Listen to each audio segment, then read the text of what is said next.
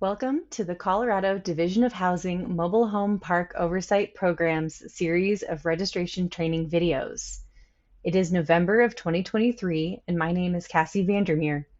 I am the Program Administrator for Registrations. I will be guiding you through several short videos on registration requirements with the state. In this Part 3, the Mobile Home Address List video, I will go over the program's address list template and the information that must be submitted with your annual registration form to the division. To start, since May of 2019, state law under Section 3812-1106, subsection 7, requires landlords to provide to the division through the program's registration process the total number of lots and the total number of mobile homes in the park. It also requires landlords provide addresses for all lots with mobile homes. These do not need to be mailing addresses, but the physical location. Additionally, through the program's administrative rules, specifically Rule 2.2 since April of 2020, the total number of mobile homes must also be broken down into tenant versus park-owned mobile homes and occupied versus vacant mobile homes. Also, beginning in October of 2022, new requirements were added to 3812-1106 subsection 7, which requires landlords to also provide mailing addresses for owners of mobile homes if on file. Mailing addresses do not need to be provided on mobile homes owned by the park, and the most recent rent increase dates and dollar amounts for all mobile homes and mobile home lots.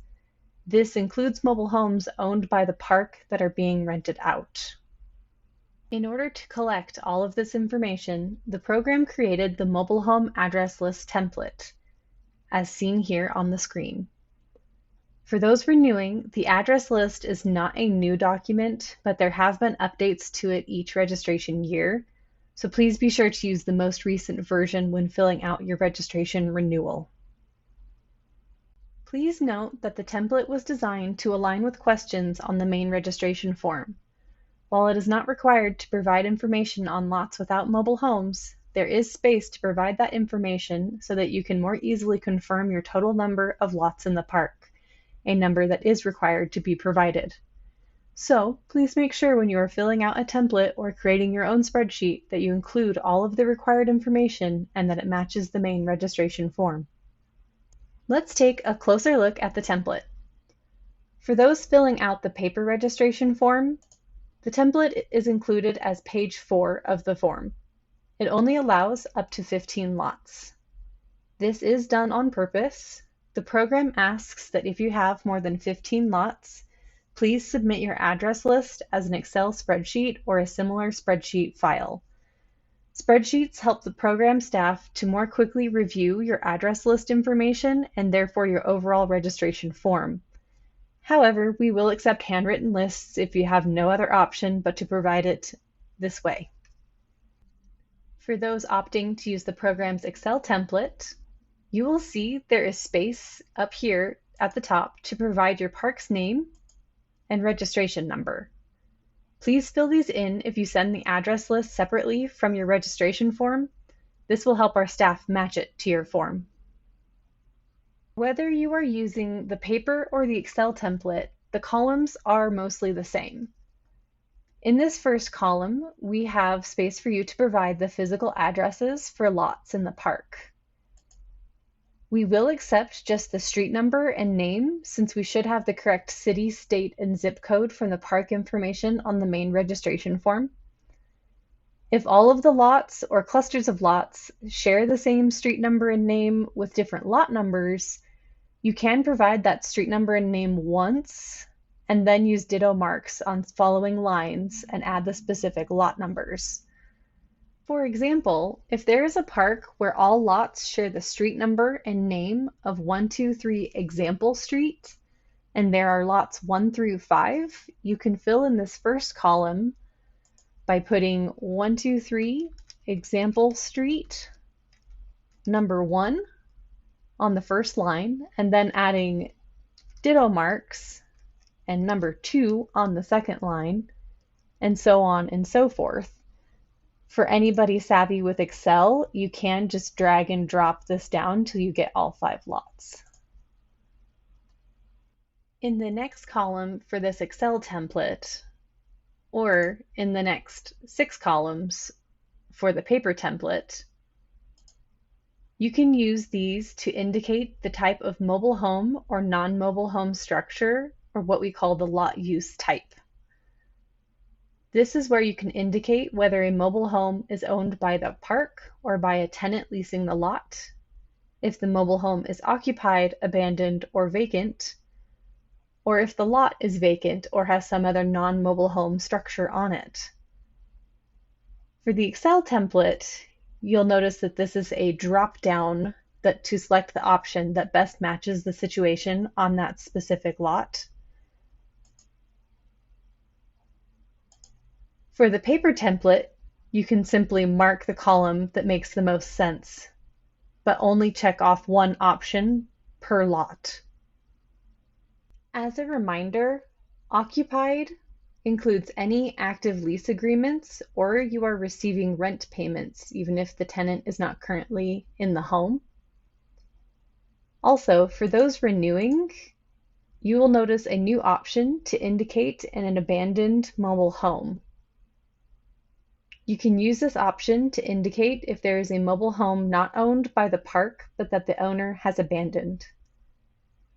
As for an overall example, I'm going to add options for each of my 5 lots, as this will help us understand later on the functions of this Excel template.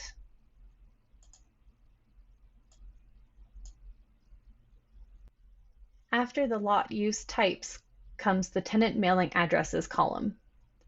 This column is to provide mailing address information for the owners of mobile homes in the park. These addresses only need to be provided for lots marked as A, occupied tenant-owned mobile home. You do not need to provide an address here if the park owns the mobile home. Only provide the information for the home's owner. Do not provide mailing addresses for those renting the mobile homes from you or someone else, or for owners of vehicles or structures that are not mobile homes. If the physical address provided in the first column is also the mailing address for the homeowner, you can write the word same. You don't have to write the address again. Also, please do not provide tenant names. We are not requesting nor requiring tenant names, and staff may contact you for an updated list without tenant names if you provide them. A fun note for those using the Excel spreadsheet, if you indicated in the second column any lot use type that was not occupied tenant-owned mobile home, you will notice that the mailing address column will darken for that lot. This is to help indicate that you do not need to fill in this column for that specific lot.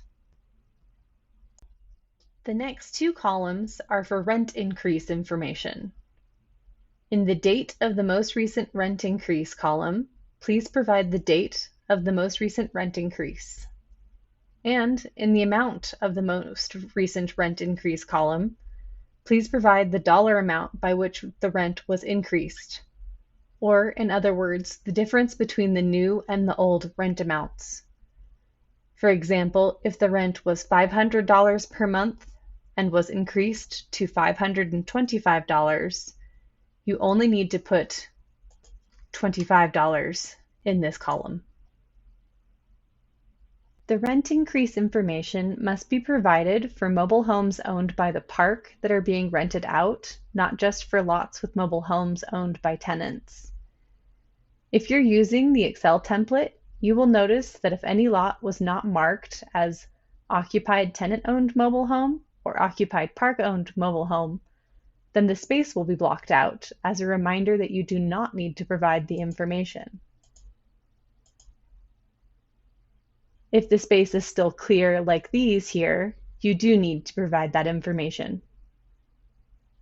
If there has never been a rent increase since a tenant signed an initial lease agreement, you can simply put NA for not applicable in both columns.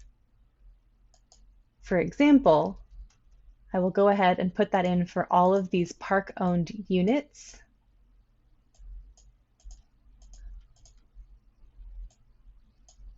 And I'll go ahead and go back to this one and give it a date. However, if you recently purchased the property and do not yet have this information, you must contact the seller for the information. The program may not accept an incomplete registration application. The last columns here on the Excel template are for totaling up the lots and a simple key for what each letter stands for. The tally of lots columns include automatic sum formulas to calculate totals from the selections you made in column B.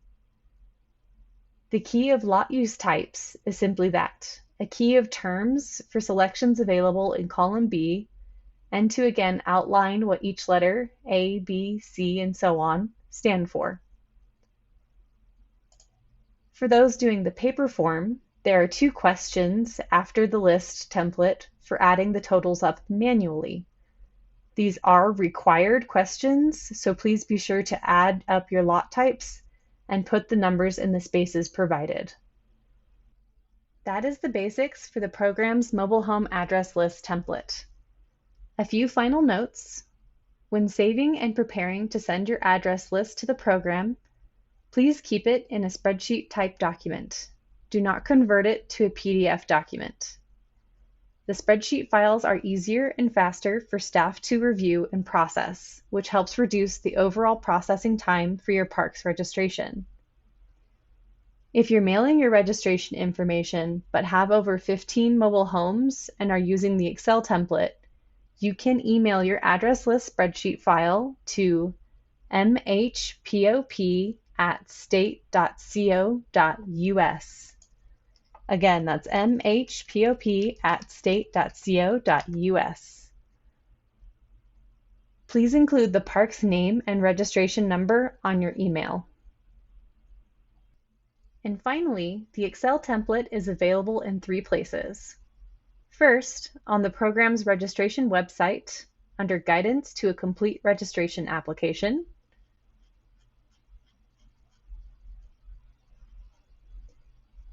Right here.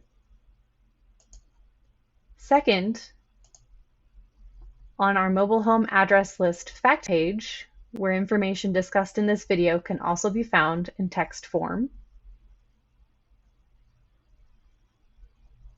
The templates are linked here. And lastly, the template is linked directly on the online registration form in the section about the address list. Please be aware that all of the links will automatically initiate a download. So if you click it, please be sure to check your downloaded files folder.